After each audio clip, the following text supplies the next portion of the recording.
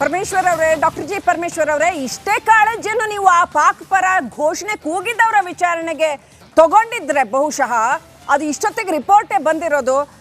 ಯಾಕೆ ಇನ್ನೂ ಕೂಡ FSL ವರದಿ ಬಹಿರಂಗ ಆಗಿಲ್ಲ, ಸರ್ಕಾರಕ್ಕೆ ಯಾಕೆ FSL ವರದಿ ಬಂದಿಲ್ಲ ಇನ್ನೂ ಕೂಡ ಅನ್ನುವಂಥದ್ದು. ಇನ್ನು ನೀವು ಇಷ್ಟು ವಿಳಂಬ ಮಾಡ್ತಾ ಇದ್ದೀರಾ, ನೀವು ಕ್ರಮನ ಖಾಸಗಿಯಾಗಿ ವರದಿ ತರಿಸ್ಕೊಂಡವ್ರ ಮೇಲೆ ತಗೊಳ್ಳೋಷ್ಟು ಎಷ್ಟು ಆಸಕ್ತಿ ಇದೆಯಲ್ಲ ನಿಮಗೆ, ಇದೇ ಆಸಕ್ತಿಯನ್ನು ನೀವು ರಾಮೇಶ್ವರಂ ಕೆಫೆ ಬ್ಲಾಸ್ಟ್ ವಿಚಾರದಲ್ಲೋ ಅಥವಾ ಪಾಕ್ ಪರ ಘೋಷಣೆ ಕೂಗಿದವರ ವಿಚಾರದಲ್ಲೋ ತಗೊಂಡಿದ್ದಿದ್ರೆ ಬಹುಶಃ ಕರ್ನಾಟಕಕ್ಕೆ ಇಷ್ಟೊಂದು ಅಭದ್ರತೆ ಕಾಡೋದು ತಪ್ಪಾಯಿತೇನೋ. ಎನಿವೆ, ನಿಮ್ಮ ಆಸಕ್ತಿ ಏನಿದ್ರು ಕೇವಲ ಯಾವುದೋ ಖಾಸಗಿ ಮಾಧ್ಯಮದವರ ಮೇಲೋ ಅಥವಾ ಸುಲಭವಾಗಿ ಯಾರು ಸಿಗ್ತಾರೋ ಅವ್ರನ್ನ ಟಾರ್ಗೆಟ್ ಮಾಡೋದ್ರ ಮೇಲೋ ಇದೆಯಾ ಅನ್ನುವಂಥ ಪ್ರಶ್ನೆ ಕೂಡ ಹೇಳುತ್ತೆ. ಎನಿವೆ, ನಮ್ಮ ಮೂಲ ಪ್ರಶ್ನೆ ಇರ್ತಕ್ಕಂಥದ್ದು, FSL ರಿಪೋರ್ಟ್ ಸರ್ಕಾರದ ಕೈ ಸೇರಿದ್ಯಾ? ಆಲ್ರೆಡಿ ರಾಜ್ಯ ಸರ್ಕಾರದ ಕೈ ಸೇರಿದ್ಯಾ FSL ವರದಿ? ಆದರೆ ಸರ್ಕಾರ ಯಾಕೆ ಇನ್ನೂ ಕೂಡ ಬಹಿರಂಗಪಡಿಸ್ತಿಲ್ಲ? ಏನಕ್ಕೋಸ್ಕರ ಕಾಯ್ತಾ ಇದ್ದೀರಾ? ಇನ್ನು ಎಷ್ಟು ಬಾಂಬ್ ಬ್ಲಾಸ್ಟ್ ಆಗ್ಬೇಕಾ ಅಥವಾ ಇನ್ನು ಎಷ್ಟು ಅಭದ್ರತೆ ಸೃಷ್ಟಿ ಆಗ್ಬೇಕು ಅಂತ ಕಾಯ್ತಾ ಇದ್ದೀರಾ? ಏನ್ ಕತೆ? ಇದು ನಮ್ಮ ಪ್ರಶ್ನೆ. ನೀವ್ ಯಾಕೆ ಬಹಿರಂಗಪಡಿಸ್ತಾ ಇಲ್ಲ? ರೈಟ್, ನೀವು ಮಾಡಬೇಕಾಗಿರುವಂಥ ಕೆಲಸವನ್ನ ನೀವು ಯಾಕೆ ಮಾಡ್ತಾ ಇಲ್ಲ? ಮೊದಲಿಗೆ ಅದನ್ನ ಹೇಳಿ ಅನ್ನೋ ಅಂತ ಒಂದು ನೇರ ಪ್ರಶ್ನೆಯ ಸವಾಲಿನೊಂದಿಗೆ ನನ್ನ ಜೊತೆ ನಮ್ಮ ಪ್ರತಿನಿಧಿ ನಾಗರಾಜ್ ಕೂಡ ಇದ್ದಾರೆ. ನಾಗರಾಜ್, ಒಂದ್ ಕಡೆ ಈಗ ಖಾಸಗಿ ಅವರು FSL ರಿಪೋರ್ಟ್ ತಗೊಂಡು ಮಂಡಿಸಿದ್ದಾರೆ. ಈ ಹಿಂದೆ ಯಾವಾಗ್ಲಾದ್ರೂ ಇಂಥ ಪ್ರಕರಣ ಆಗಿತ್ತಾ? ಖಾಸಗಿಯಾಗಿ FSL ರಿಪೋರ್ಟ್ ತಗೊಂಡಿರುವಂಥ ಪ್ರಕರಣ ಆಗಿತ್ತಾ? ಹಾಗೆ ತಗೋಬಹುದಾ? ಆಮೇಲೆ ಈ ವರದಿ ಏನ್ ಹೇಳುತ್ತೆ? ನೀವು ಕೇಳಿದ್ರ ಆ ಖಾಸಗಿ FSL ರಿಪೋರ್ಟ್ ನೋಡಿದ್ರ ನೀವು? ಅದ್ರಲ್ಲಿ ಏನೇನಿದೆ, ಅವ್ರು ಹೇಗೆ ಅನಲೈಸ್ ಮಾಡಿದ್ದಾರೆ? ಖಂಡಿತ ಶ್ರೀಲಕ್ಷ್ಮಿ, ಈ ಒಂದು ಪ್ರಕರಣಕ್ಕೆ ಸಂಬಂಧಿಸಿದಂತೆ ಏನೋ ಒಂದು ಖಾಸಗಿ ಸಂಸ್ಥೆ ಈ ಒಂದು FSL ರಿಪೋರ್ಟ್ ಅನ್ನ ತಯಾರು ಮಾಡಿ ತರಿಸ್ಕೊಂಡಿರ್ತಕ್ಕಂಥದ್ದು. ಇದರಲ್ಲಿ ಬಹಳ ಸ್ಪಷ್ಟವಾಗಿ ಉಲ್ಲೇಖ ಮಾಡಿದ್ದಾರೆ. ಏನು ಒಂದು ಪಾ ಅನ್ನೋದು ಆಗಲಿ ಉಲ್ಲೇಖ ಆಗಿರೋದಾಗಲಿ ಅಥವಾ ಜಿಂದಾ ಅನ್ನೋದು ಉಲ್ಲೇಖ ಆಗಿರೋದಾಗಲಿ ಅಥವಾ ಬಾದ್ ಅಂತೇಳಿ ಏನು ಕಂಪ್ಲೀಟಾಗಿ ಉಲ್ಲೇಖ ಮಾಡಿದರೆ ಅದು ಸ್ಪಷ್ಟವಾಗಿದೆ.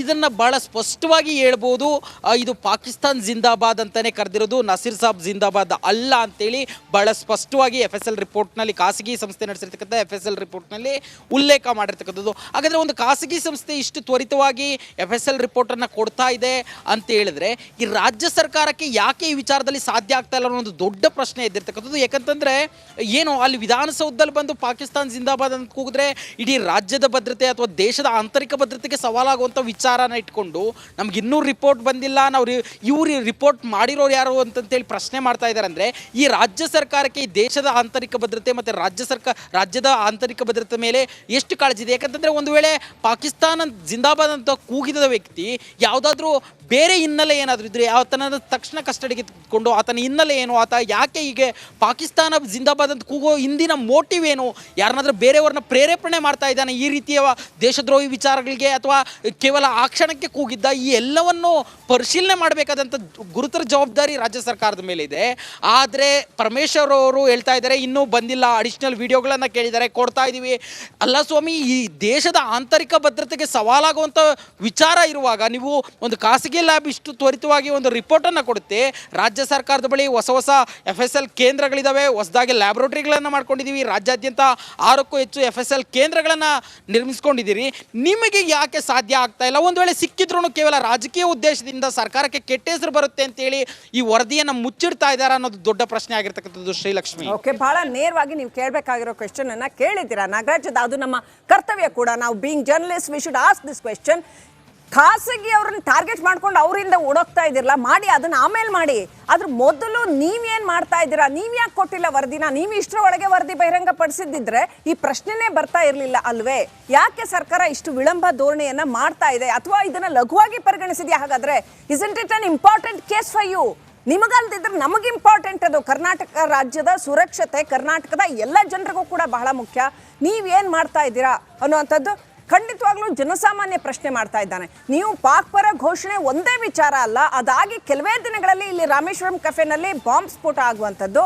ಇದನ್ನ ಹೇಗೆ ನೋಡ್ಬೇಕು ನಾವು? ಇನ್ನು ಎಷ್ಟು ತಡ್ಕೊಳ್ಬೇಕು ಅನ್ನೋಂಥದ್ದು ಜನಸಾಮಾನ್ಯರ ಪ್ರಶ್ನೆ.